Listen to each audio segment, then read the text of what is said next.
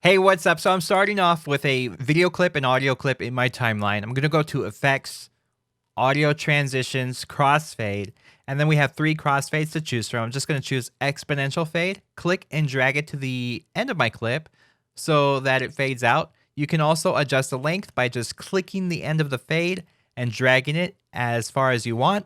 So when I hit play, it's going to just start lowering the volume a lot sooner in the clip before it completely ends. Like so. You can also just click and drag it to the beginning or any part of the audio clip where you want the fade to occur. So let me delete these two and show you one other method. If you select all of the audio clips in your timeline and press Shift D, this is going to automatically add a constant power to the beginning and end of your clips and will work if you have multiple clips as well. So if I undo this, hold down Alt to click and drag and duplicate this clip here.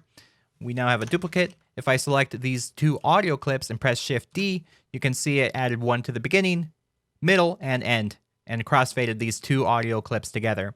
So now the difference between the 3 crossfades you see here, constant power and constant gain are going to be about the same. If you can listen, constant power is going to keep the audio at full volume while it crossfades, kind of mashes it together like so.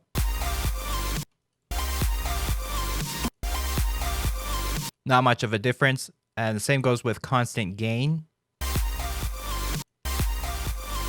And you might be able to tell more of a difference with a different type of audio.